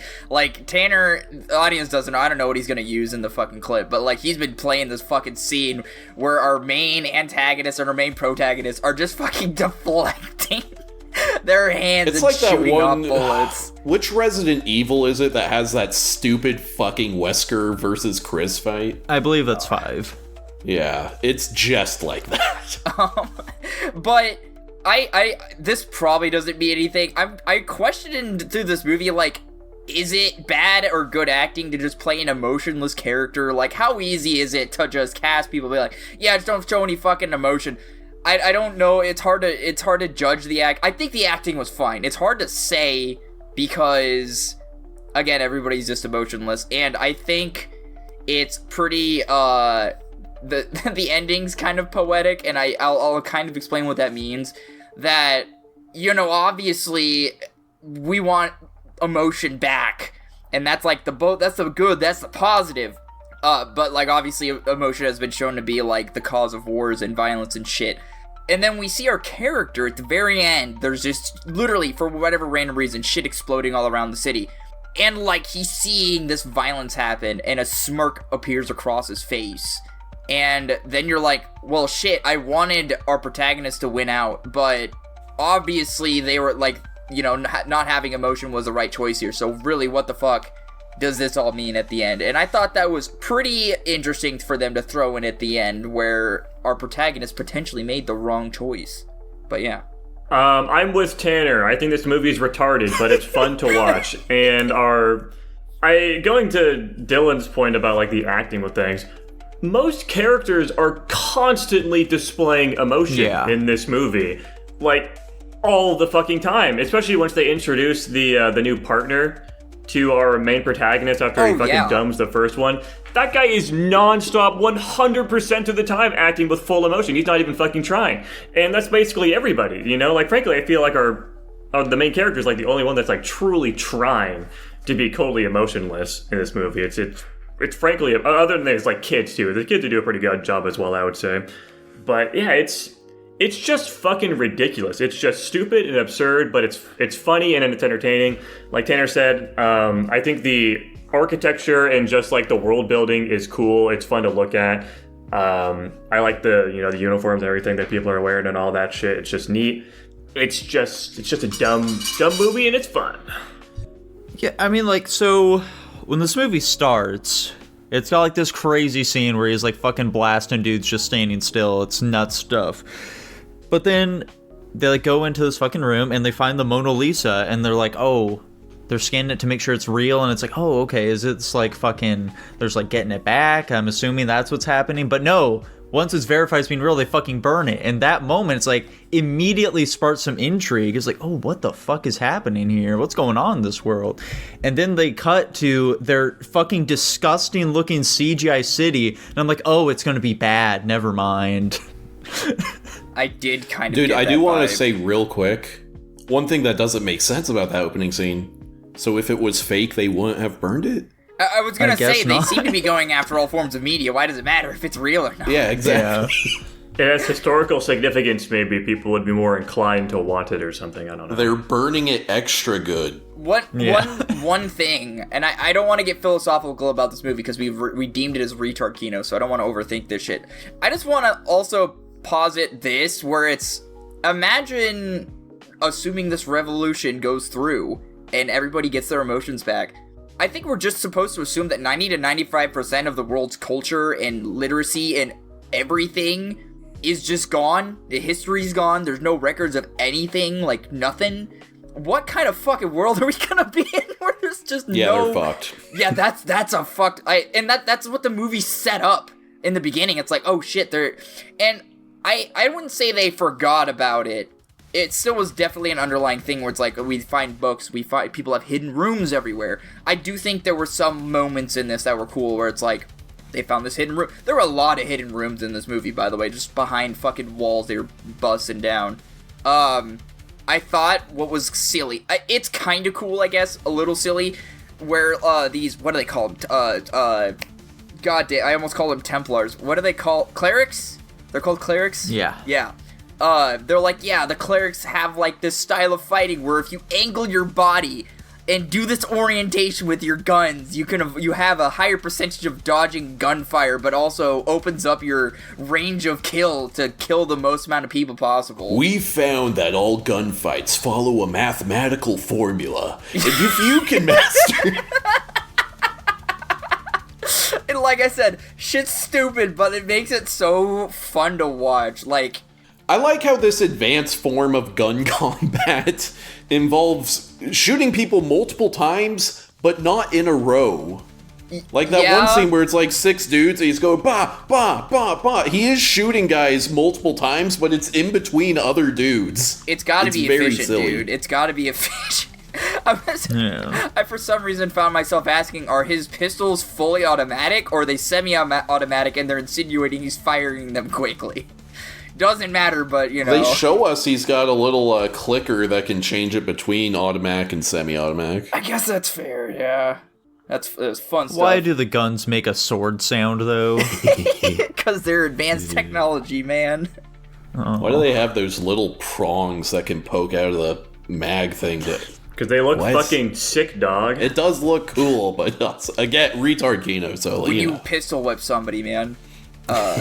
One thing that I thought was very strange is why they made the boy such a fucking hard ass. It's so weird when it's like the roles of parenting are reversed, because it happens pretty quick. Like he starts like not taking the drug pretty early on, and then it's just like, and I maybe I misinterpreted the scene when he found out that his kid took all the vials of whatever the fuck that medicine's called out of his secret, like, hole in the wall, and he's like, I assume you know what I need to do now.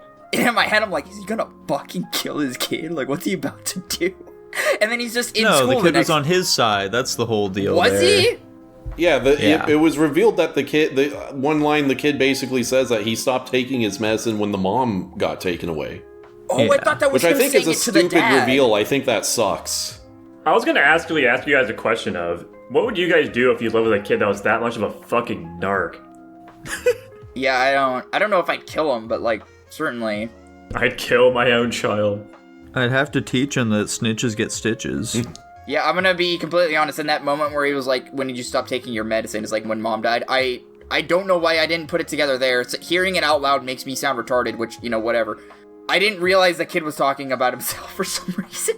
Yeah, the kid revealed him and his sister have not been on their medicine, so, which is kind of funny in that it then means that the two kids are living in the house with their dad, probably fucking terrified of him at all times. Yeah. But I thought that was kind of silly. I think it's much more interesting if, I don't know, maybe the kid does narc on his dad, or like the dad has to some way like convince the kid that this is the right thing to do or whatever. But yeah, that's what I was expecting. That would require a bit too much thought, so not for this movie. Not for this movie.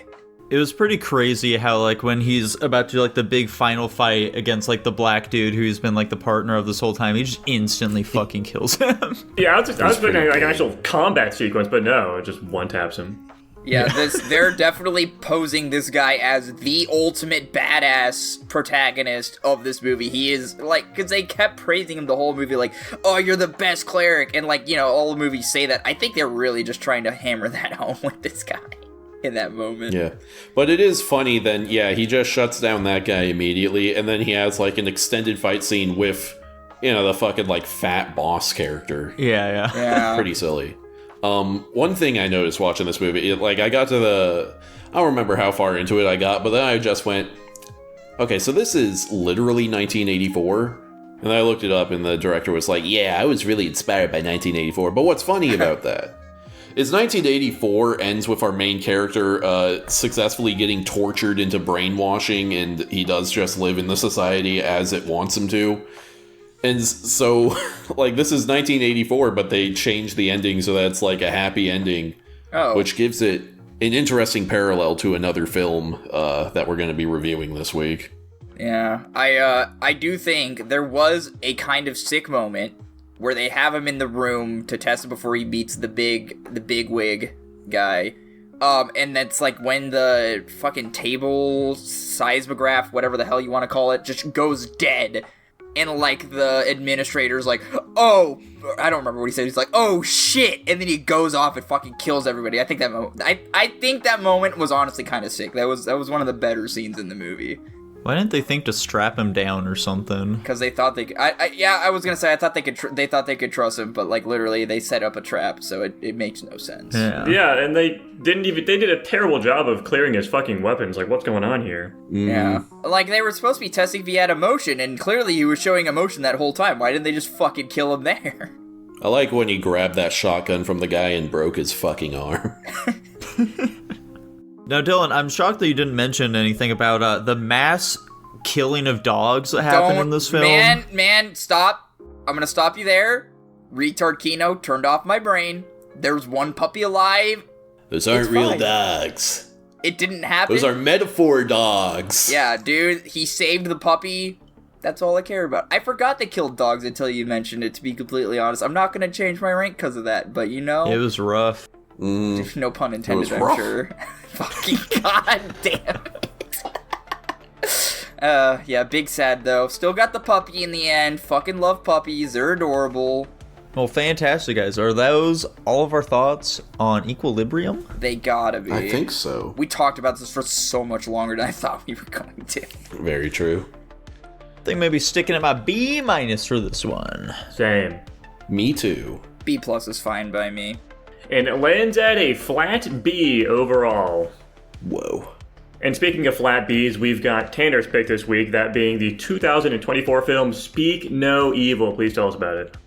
Do you guys remember when we watched 2022 Speak No Evil? Well, now imagine that in the far-flung future of 2024, but this time the family fights back and wins. The end. Fun fact. So James McAvoy said he based his character on Andrew Tate.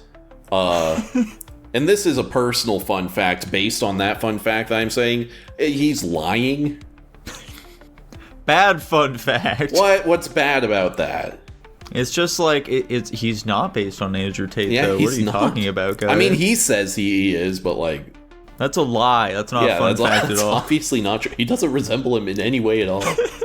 That was clearly he was in some, fucking interview. He was like, who's like the biggest misogynistic piece of shit in the world right now? Yeah, I based him on that guy. Go watch the movie, retard. Tanner, where'd you put this one? I am currently sitting at a flat C. Oh, that's much higher than your previous one. Dylan, how about you? I'm fucking crazy for this, and I don't know how to justify it, so please don't burn me at the stake until we're fucking done talking about the movie, and I've had time to gather my thoughts.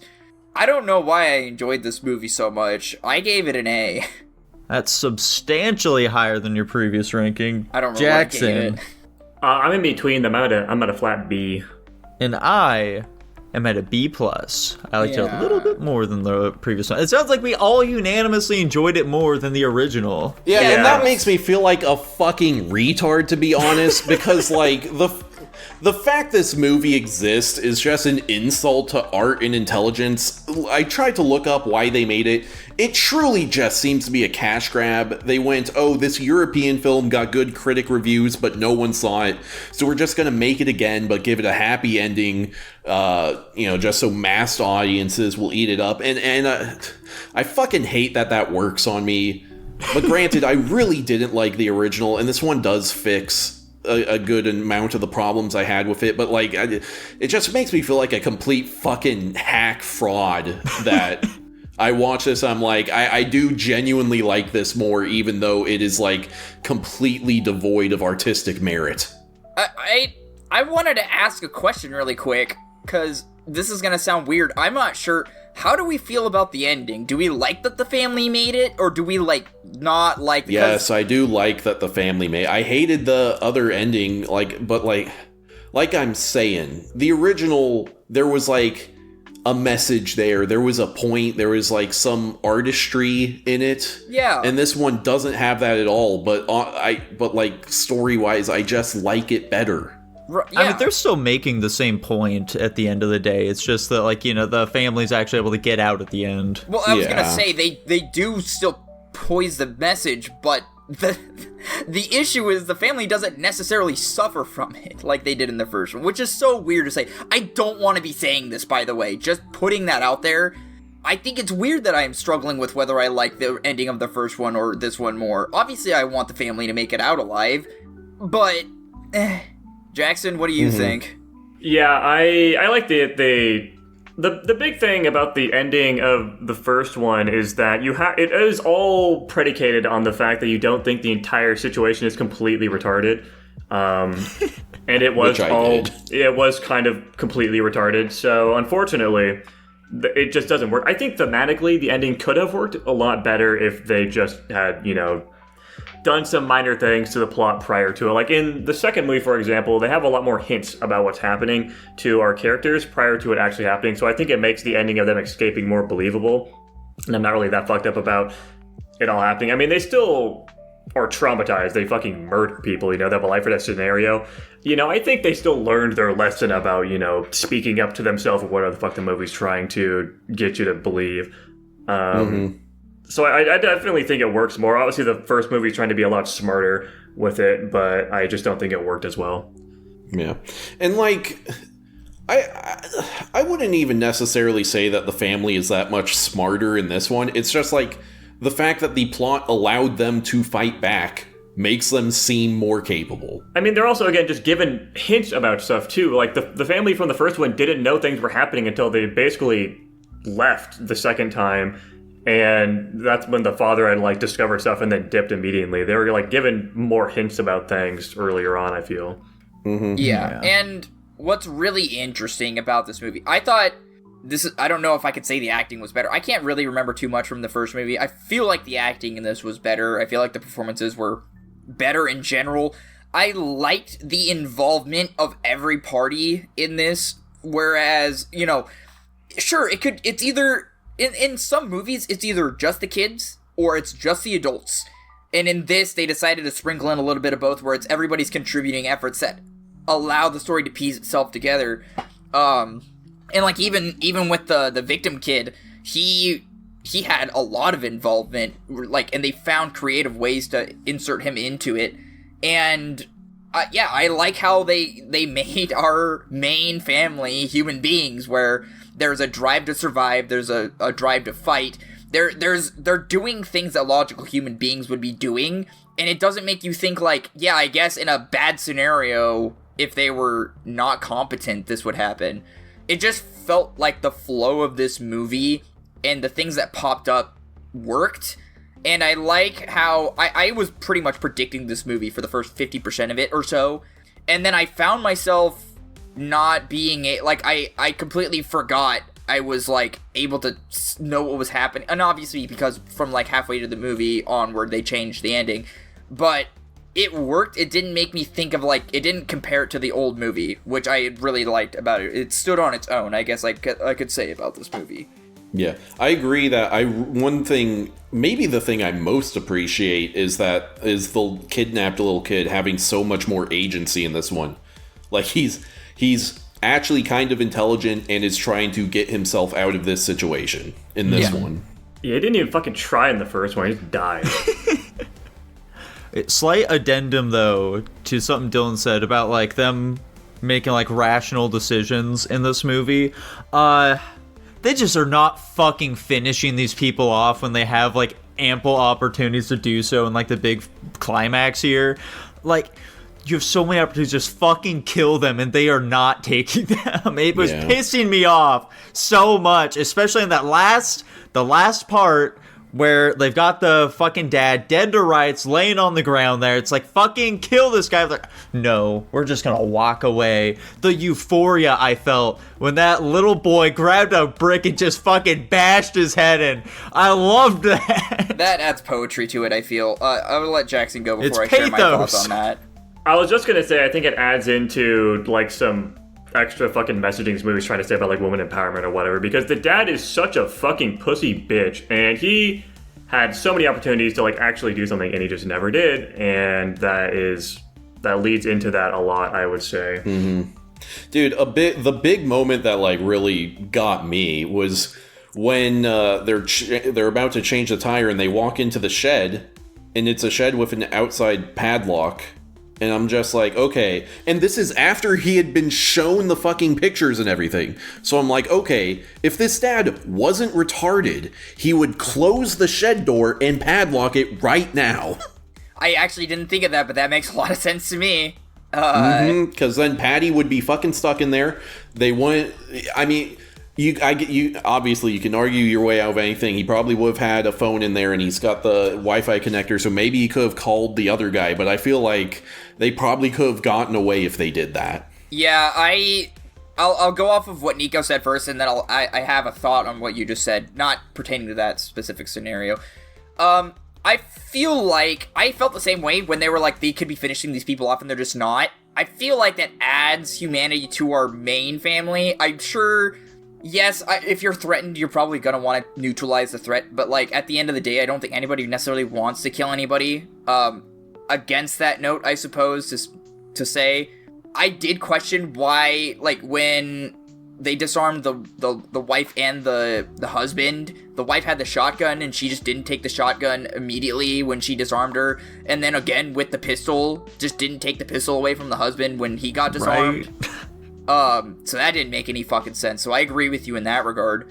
And in regards to what Tanner was talking about, where it's like things that could have happened, I get, so like, cause they're in their Tesla driving away, and then he goes to shut the gate, and in my head, I'm like, I understand you don't want to damage your car, but like, also, that Tesla could easily blow through that gate. I don't know why the fuck you're stopping to not just blow through the gate. And it's like, maybe people could justify, like, oh, the locks, when it shuts fully, those locks are strong. it doesn't matter how strong the locks are, it's how strong the metal holding the fucking gate's gonna be when you plow through it. Also, it's a car. It doesn't fucking matter. That's the only thing I would have to say in those two scenarios. I agree. I think the kid getting the finishing blow on the dad is more telling to the story. I think if one of the other characters had done it, it'd feel a little disingenuous to the emotional payoff. But does anybody have anything else to say about Are we out of thoughts? I think we might be. So much of it's already been covered from the last review. That's true. Yeah. We kind of just had to cover what's new. Like I said, I don't know why I like this movie so much more. It caught my attention so much better. I did check. I think I gave the last one like a C+ or some shit like that, right? Something the previous movie did have like some more like weird little scenes for our like main couple to be reacting to. Like there was like that whole car thing that happened when they were like on their drive back home from the fucking bar. I also did like the scene in the original more where they were like being confronted after leaving for that first time, where it's like, oh, what fucking... But like we have all these reasons for like the weird things that you guys are pointing out, and I can see how that could fucking convince them a bit more to stay rather than just like, I had a miscarriage or whatever the fuck it was. My baby died. And that being what like determines them fucking staying. But at the same time, this movie did feel like it was able to kind of run along a bit better. The pacing was just overall tighter this time around. It didn't have all the fucking annoying like establishing shots where it's like something normal is going on, but they have the spooky music in the background. Yeah, I like the cinematography a decent bit more in this one, mostly because you can fucking see things. Yeah. I remember the original one was very dark. Yeah. It's a lot of tell, don't show kind of shit, but you know. Anyway. A for me. I'm still sticking to my A. I quite enjoyed this movie. I'm sticking at my B. I don't think it's bad or anything. It's definitely a better one than the first one. I'm not crazy about it still, though. Yeah, I'm still at a B+. It's so tough to know, like, to what extent I want to consider this separately from the original, because, like, the main thing dragging it down is the fact it is a remake that shouldn't exist. I'll bump it up to a C+. I'll give it that much. And it lands at a B+. Straight to the pile. And speaking of B+, we've got Nico's pick this week, that being the classic 1983 film, A Christmas Story. That's right. Do I even need to describe? Everyone fucking knows A Christmas Story. Tanner, what's your fun fact? I'm kidding. I'll talk about it a little bit. So, A Christmas Story is the story of Ralphie. He's a little boy. He wants a Red Ryder BB gun for Christmas, but god damn it, his bitch ass mom just will not let him have it because she keeps saying you'll shoot your eye out. So he goes upon many twists and turns to try and convince people to get him that Red Ryder BB gun, but god damn it, they all just give him that same fucking spiel. But at the end of the day, he's able to get it, and we get to listen to some heartwarming, racist Christmas carols. Fun fact. So Ralphie's teacher was 8 months pregnant while filming this. Oh. And the fucking movie makers felt like they couldn't have a character that was an unwed mother in the 1940s. And so they just put a bunch of padding on her to make her just look kind of chunky instead of pregnant. Why couldn't they just, like, have a ring on her finger or something? Why couldn't they just change her name to Mrs. whatever? Yeah, what? Who knows? Men. Good fun fact. Strange thought process is going on there. I'm gonna spend much time with her. How would we know she's not married? Yeah. Guys, I've got a lot of nostalgia for this film. It's tough to really separate it from my overall ranking here. But I'm thinking I'm gonna give this an A. I'm at a B. B-. You slut. A-. Hey, there are two wolves. Two wolves. Listen, wolves that have never been seen before. This movie doesn't do anything super offensive. Like Nico said, it's a nostalgic classic. It's a good homey Christmas movie, man. The acting is what you'd expect, I guess I could say. The characters are fun. It's nice to know them, I guess. This movie doesn't do anything offensive. It doesn't do anything bad. It's just a good classic Christmas movie. I don't honestly have anything to say. The B- is the true reflection of my thoughts here. This movie is so quaint and charming, though, man. Like, there are lots of amazing quotes throughout this film. The fucking, like, something that I really didn't appreciate when I would watch this film as a kid is just, like, the fucking, like, interactions between the parents, for example, that they're so good. Just the shit like, there's the classic, fragile, that must be Italian. Oh, that says, fragile, honey. Oh, yeah. Or, like, them talking about the fucking crossword and she's saying, what the fuck do you mean? The horse? That's a classic literature character? It's great stuff, dude. Great stuff all around. The fucking husband, the dad, I should say, is saying politics slop. That's pretty good stuff. Dude, I've watched this movie ad nauseum, and it's just never, it's a good one. Christmas movies are not high on my preferences for movies. This isn't even my favorite Christmas movie, so B- is pretty. That depends on if you qualify A Nightmare Before Christmas as a Christmas movie. Yeah, which I do. I was shocked by how little of this movie I actually remembered.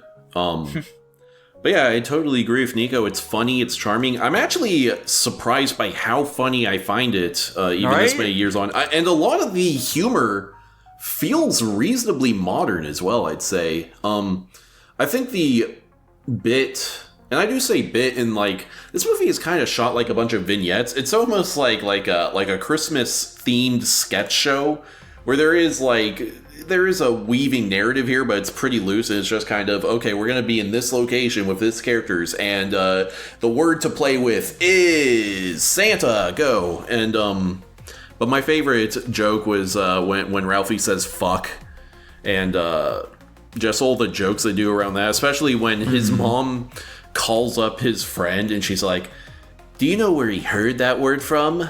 Your son. And then you just hear through the phone, what? And the kid just you start hearing the kid get beaten on the other end of the phone. Yeah. This movie would not see the light of day in today's day and age. Maybe. Oh, no. There was a good line during that section too where he was like getting his fucking just mouth scrubbed with the soap, and he's like, yeah, you know, my father worked in profanity the way other artists might work in oils or clay. It's like, it's so good. The way narrator Ralphie speaks in this film, it basically inspired my grandpa's entire pattern of speech. Dude, I'm gonna sound it's whack almost for this. poetic in a way, you know? Yeah. Is the narrator Adam West? I don't think that's true. He just sounds like Adam West. Okay. Jackson? Y'all already know what the fuck I'm gonna say about this movie. It is a comedy. I found the jokes to be funny. I have little nostalgia for it, even though I've watched it a million times.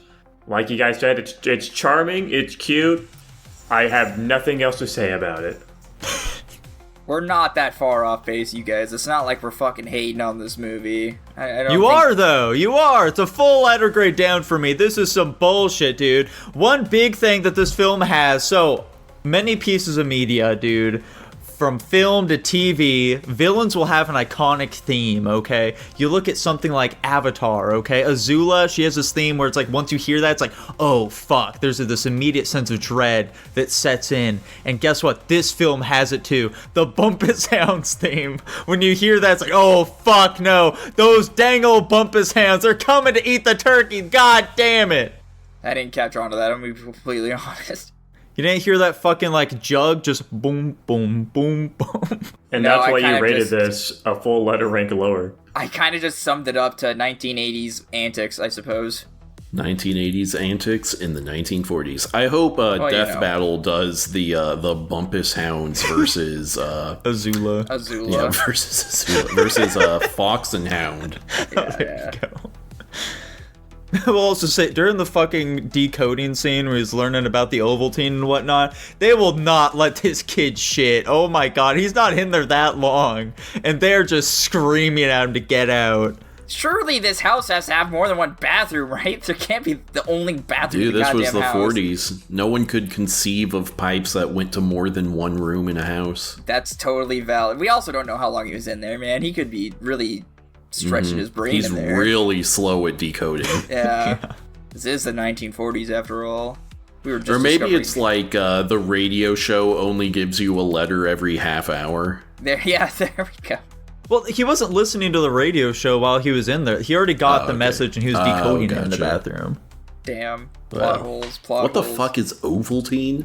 It's like a fucking chocolate mixed drink that has vitamins in it. Huh. Interesting. I don't know. I don't think it's super popular nowadays, probably. No, I imagine it doesn't exist anymore. Well, fantastic, fellas. Are those our thoughts on A Christmas Story? I guess so. Fa-ra-ra-ra-ra-ra-ra-ra. I was literally going to say, Tanner, take us away with a racist rendition of. Damn. What's the funniest part about that scene, and I think the thing that maybe kind of saves it, is they do have the, like, manager Chinese guy who can sing it correctly. Yeah. It's pretty good stuff. Well, alrighty, guys. I'm sticking with my A. I'm stalwart on this one. Yeah, I'll sticking stick at at my B. A-. Dude, I'm gonna stick with my B-. And it lands at a B+, straight to the pile with Speak No Evil. Bullshit. Where'd we rate the sequel? Yeah. Much lower. Kennedy. That checks out. That one landed at, it landed at B+ as well, never mind. Oh, check that out. Fantastic. It's poetic, I think. I like this one slightly more than the sequel, so it all works out in the end. Yeah. Well, fantastic. That sounds like that's all our movies for this week, but I mean, we're gonna need a couple more here. God. Dylan and Jackson.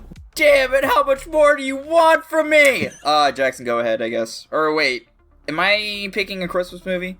No, we're not enforcing Christmas movies. I was gonna say, we have a very limited amount.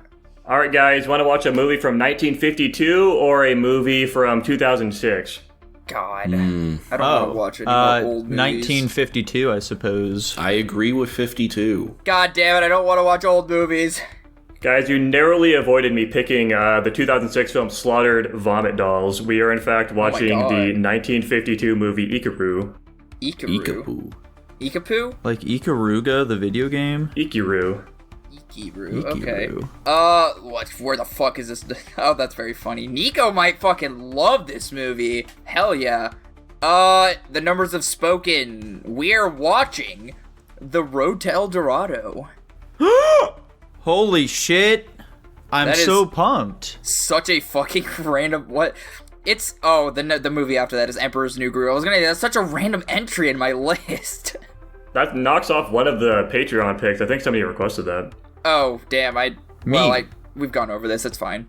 Anyways, speaking of Patreon picks, we have the one we rolled this week, which was the 2002 film Ghost Ship, as requested by Dread Pirate 46. Lucas Lynette, thank you for the pick.